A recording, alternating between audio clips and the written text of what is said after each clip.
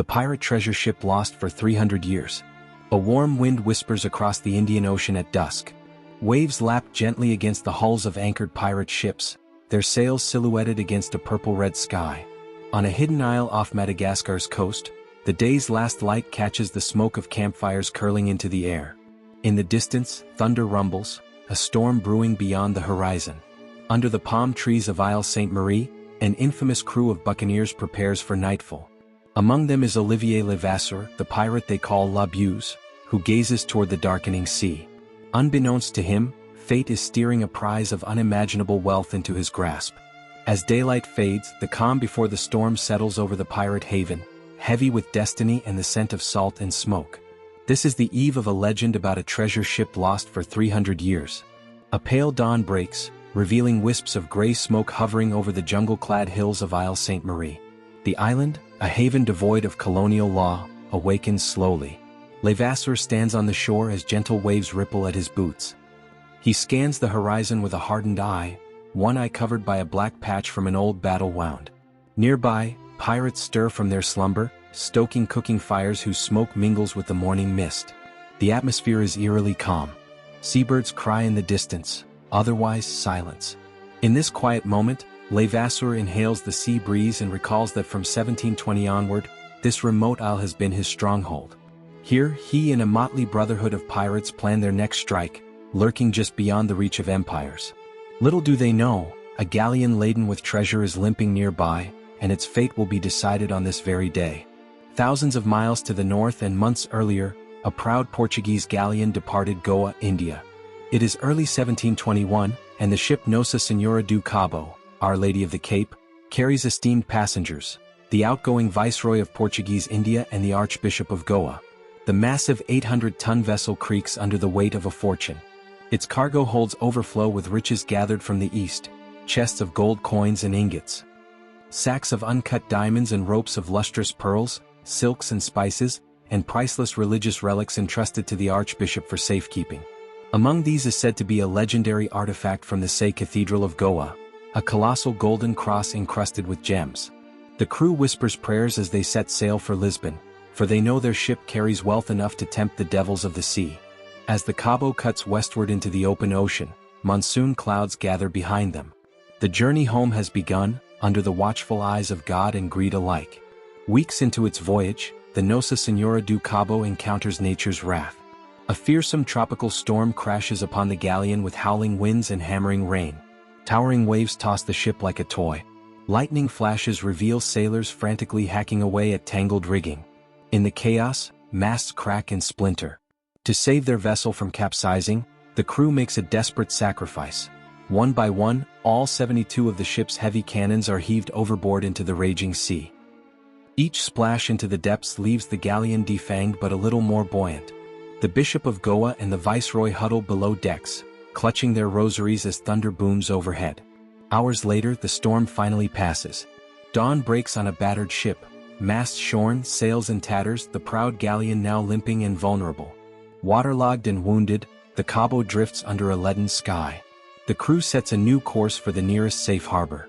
They do not know it, but pirates' eyes will soon fall upon them, drawn by destiny like sharks to blood in the water. The Cabo finds tenuous refuge at the French island of Bourbon, today Réunion Island. On April 8, 1721, she lies at anchor off the coast, her crew working tirelessly to repair broken masts and pump out seawater. The battered galleon is a sitting duck. Unbeknownst to the Portuguese sailors, a small flotilla of pirate vessels has sighted the disabled treasure ship. From a distance, Olivier Levasseur and his comrades spy the Cabo's outline against the verdant hills of Réunion. They realize this is no ordinary merchant prize. The size of the ship and the cluster of attendant boats signal something important. Word spreads quickly among the pirates. This must be the treasure fleet rumored to be carrying a fortune back to Europe. Levasseur's heart quickens at the thought. Quietly, under cover of dusk, the pirate ships draw near. They fly no flags and keep their lights dimmed. On the Cabo, few guards are posted. The Portuguese are exhausted from the storm and suspect no enemy so far from known pirate waters. As night deepens, the stage is set for one of piracy's greatest exploits. With a treasure galleon in distress and ruthless freebooters closing in. In the still hours before dawn, the attack begins. Levasseur's pirates approached the Nossa Senhora do Cabo in longboats without firing a single shot. The only sounds are the soft splash of oars and the creak of timber. Clad in darkness, pirates clamber up the sides of the anchored galleon. A Portuguese sentry finally shouts an alarm, but it's too late. Swords and pistols gleam in the moonlight as the pirates swarm the deck. The crew, disoriented and mostly unarmed, offers only feeble resistance. A brief scuffle breaks out near the helm, a few shots ring out, then silence. Within minutes, the galleon is under pirate control. The Cabo, stripped of her cannons and crippled by the storm, falls with almost no fight at all. In the flicker of lantern light, Captain John Taylor, Levasseur's English ally, and Jasper Seagar help secure the ship. The Viceroy and Archbishop are seized and taken to the captain's cabin, trembling but unharmed. As dawn's first glow appears on the horizon, Olivier Levasseur stands triumphantly at the helm of the captured galleon. The pirates share grins of disbelief at their astonishing luck. They have caught a treasure ship unawares, like foxes slipping into an unguarded henhouse. The sun rises over Réunion Island, revealing the Portuguese royal ensign being lowered and a pirate banner quietly taking its place. Daylight exposes the true scale of the prize. The pirates pry open the Cabo's cargo holds and cabins to find themselves surrounded by glittering wealth. By lantern and sunbeam, they behold a treasure trove beyond their wildest dreams. Stacked bars of gold and silver bullion lie alongside dozens of heavy chests filled with golden guineas, coins spilling and clinking across the planks. Sacks brim with large uncut diamonds that catch the light, and ropes of pearls gleam in white strands. Bolts of fine silk and richly dyed brocades from India are piled against crates of porcelain and spices. In one cabin they discover religious treasures taken from Goa: gilded chalices, ornately bound scriptures, and carved ivory statuettes of saints. Then the pirates gasp at the sight of the legendary fiery cross of Goa. The massive cruciform relic, 7 feet tall and made of solid gold, is encrusted with diamonds, rubies, emeralds, and sapphires. Its surface catches the sun in a dance of colored light, giving the illusion of flickering flame. The golden cross is so heavy that when a few men attempt to lift it, it takes 3 pirates just to carry it out onto the deck. Levasseur runs his hands over the gemstones, hardly believing such an object exists. The sheer enormity of the loot leaves even these seasoned thieves awestruck. The bounty is so great that, for once, the pirates do not even bother robbing the passengers of their personal jewelry or coin purses. Why risk angering fate further when a king's ransom already lies at their feet? Under a clear sky, the captured galleon sets sail for Madagascar, escorted by the pirate vessels. The plan is to bring the treasure to the safety of their haven and divide the loot among the crew. Weeks later, the ships arrive in the calm bay of Isle Sainte-Marie once more. On the golden beaches, an unprecedented scene unfolds. Chests are hauled ashore and cracked open, spilling riches onto the sand. With whoops of joy, the pirates divvy up shares by agreed-upon codes. Each pirate receives at least £50,000 worth of gold guineas and 42 diamonds as their share. An almost unthinkable sum in 1721, enough to live 10 lifetimes in luxury. Laughter and rowdy shanties echo from the palm groves as men celebrate their windfall. Yet amidst the revelry, fate intervenes for one of their number. Jasper Seagar, one of Levasseur's captains, collapses and dies before the division is complete. Some say he succumbed to wounds or illness from the voyage. Others whisper that greed or rum did him in. Regardless, Seagar's portion of the hoard is left unclaimed, to be split by his surviving partners. In the end, Levasseur and John Taylor take the lion's share of the remaining gold, silver, and precious artifacts. Levasseur, drawn to the magnificent relic, claims the colossal golden cross of Goa as his own. He hefts the gleaming cross with pride, its value beyond measure and its symbolism powerful. As dusk falls on the Malagasy beach, the pirates raise bottles of stolen wine in a toast. They have achieved what every buccaneer dreams of, the score of a lifetime. Yet, unbeknownst to them, this triumph will soon set each on a very different path. In the months after the great heist, the Brotherhood of Pirates begins to disband, each man tempted by different fortunes. The treasure of the Cabo proves too great to keep the crew unified. John Taylor, the English pirate who fought beside Levasseur, takes his share and eventually slips away toward the West Indies. Hounded by the threat of pirate hunters, Taylor makes his way to the Spanish port of Portobello and negotiates a pardon, even surrendering one of his ships in exchange for amnesty. He disappears from notoriety. Some say he settled in Jamaica with his family, later running a small plantation in Cuba. For him, the golden adventure ends in quiet obscurity, a rich man opting for safety over glory. Levasseur chooses a different fate. Restless and proud, he initially considers an official offer of amnesty that the French crown has extended to pirates of the Indian Ocean. In 1724 he even sends an emissary to the governor of Bourbon, Réunion, to discuss terms. But the terms demand that he relinquish an enormous portion of his illicit fortune. The thought of giving up his hard-won treasure, especially the golden cross that he personally cherishes, is intolerable. Levasseur cannot bring himself to surrender his prize or trust the promises of kings. With the noose of the law tightening, La Buse vanishes into the maze of islands in the western Indian Ocean.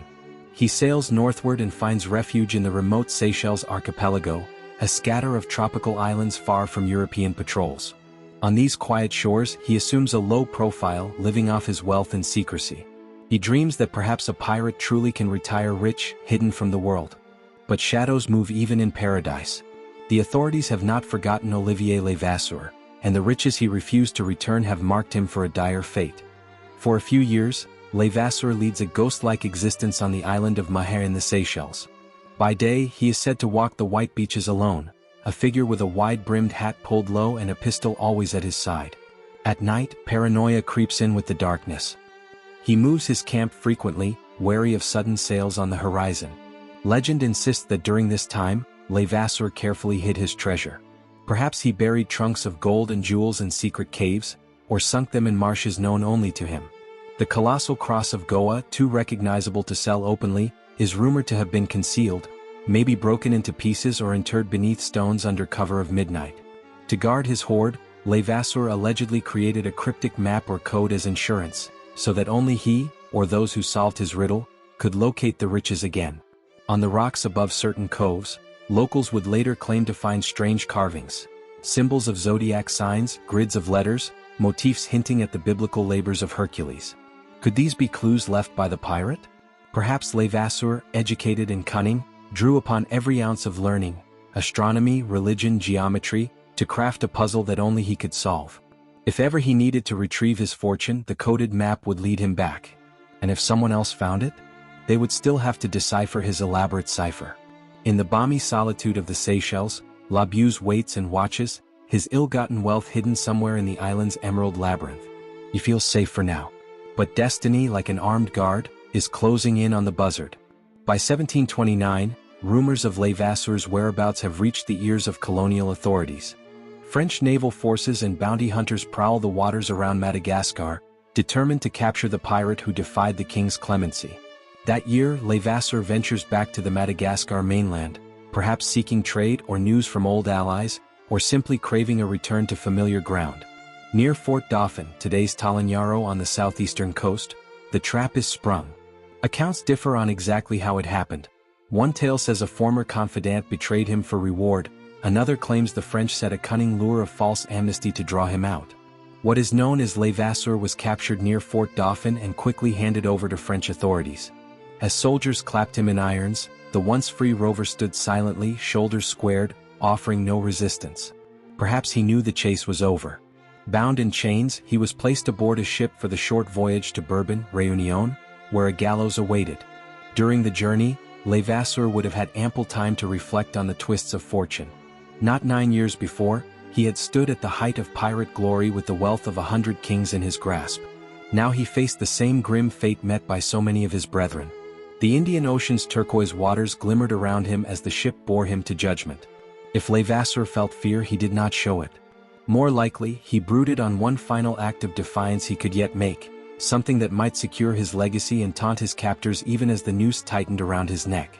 On a sweltering July afternoon in 1730, Olivier Levasseur is brought to the Plaza of Saint Denis, the main settlement of Réunion Island. The French officials waste little time.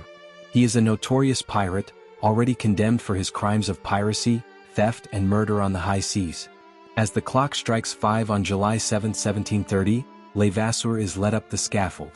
A hushed crowd of colonial onlookers has gathered, some out of duty, some out of morbid curiosity. The pirate stands with surprising calm, the ropes binding his hands barely containing his proud posture. In the front row, a priest offers last rites, which Levasseur pointedly ignores. Instead, his gaze drifts over the assembled crowd. Perhaps he notices a few familiar faces, spies who tracked him or former crewmates in disguise. Perhaps he thinks of his hidden treasure one last time, the fortune that no king or governor ever wrested from him. The executioner asks if he has any final words. Levasseur takes a deep breath. Sweat trickles down his brow, but his one good eye blazes fiercely. Under the tropical sun, the moment of final judgment has come. According to later legend, Levasseur had prepared a final surprise. From around his neck he produces a leather cord strung with a small pouch or locket, said to contain a cryptogram, a coded message of 17 lines. The crowd murmurs in confusion. With a dramatic flourish, Levasseur tears the cryptogram from its container.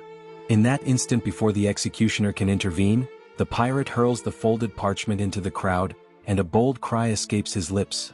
"Find my treasure, the one who may understand it." Gasps ripple through the onlookers. The masked executioner pulls a lever, and the trapdoor beneath Levasseur's feet swings open. The rope snaps taut, silencing the buzzard forever. Olivier Levasseur's body hangs still, but his defiant challenge echoes in the shocked silence. Curious spectators scramble to recover the mysterious paper fluttering on the ground. In it, if the tales are to be believed, they find a bewildering cipher of symbols and letters, lines of code that make no immediate sense. The authorities dismiss it as gibberish or a final act of mockery. But among the common folk and free settlers, whispers spread quickly of the pirate's last riddle. Somewhere, hidden by Labuse's cunning, lies his immense treasure waiting to be found by whoever can decode the secret. In that fateful moment, a legend is born, the pirate's treasure and his unbreakable cryptogram, a puzzle to haunt the dreams of fortune seekers for generations to come.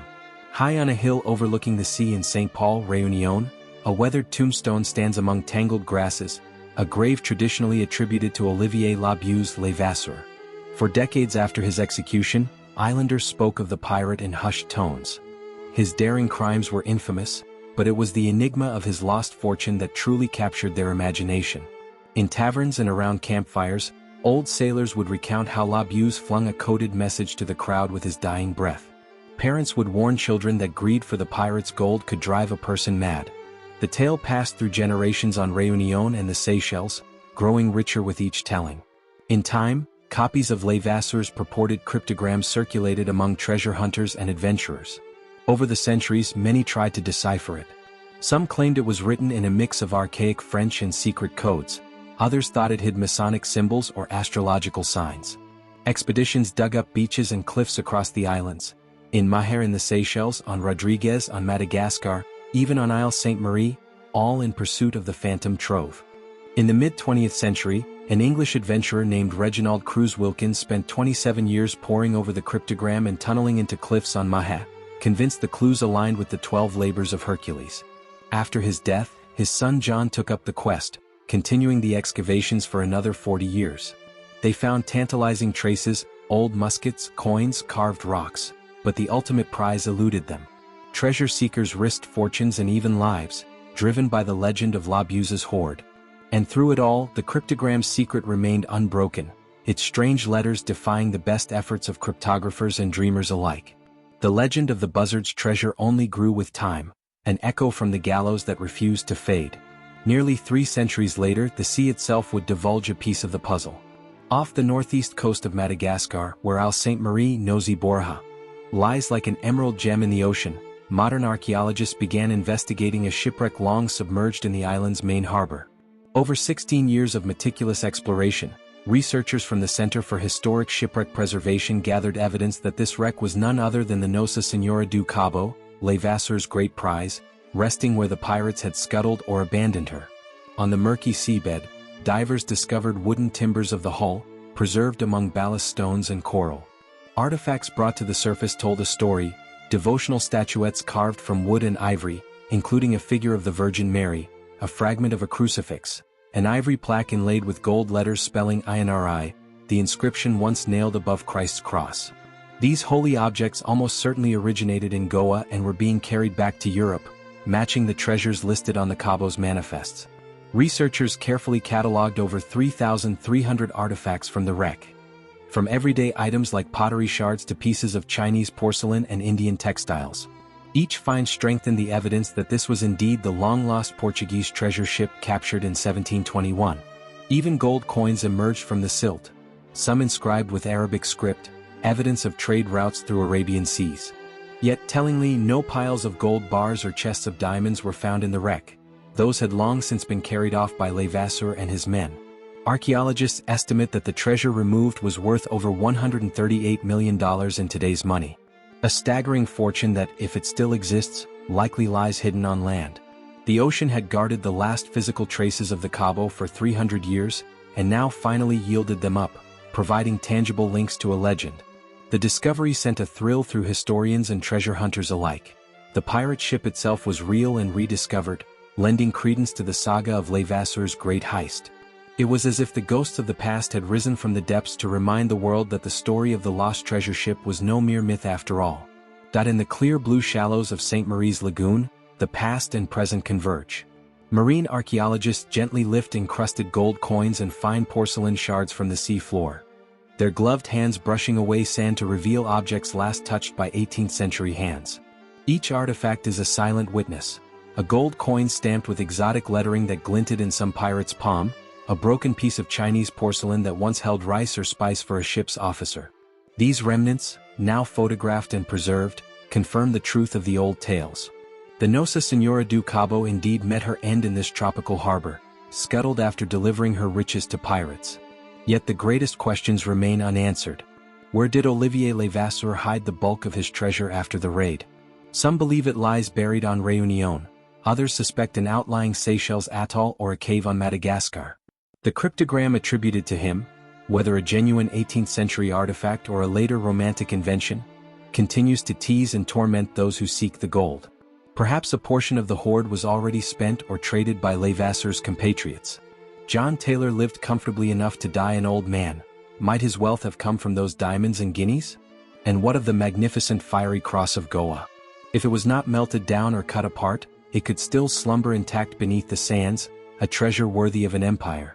In the end, the saga of the pirate treasure ship lost for 300 years remains a blend of history and mystery. The ship has been found, her bones identified by science. And the true events of that April day in 1721 are now well documented. We know how Levasseur and his men captured an eye-watering treasure, even by pirate standards. And how the pirate refused to surrender it, choosing instead to meet death with a riddle on his lips.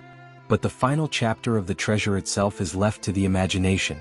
As twilight falls once more on Isle Sainte Marie, one can almost picture Olivier Levasseur's shade roaming the shore, the hints of a sly grin on his face. His secret, the location of his buried fortune, remains hidden somewhere in the vast Indian Ocean world, guarded perhaps by clever traps or simply by time and forgetfulness. 300 years have passed, yet the promise of his challenge still beckons. Find my treasure, the one who may understand it. And so long as that dare echoes, adventurers will continue to dream, decode, dive and dig, ever in search of La Buse's lost treasure, the greatest pirate prize never found.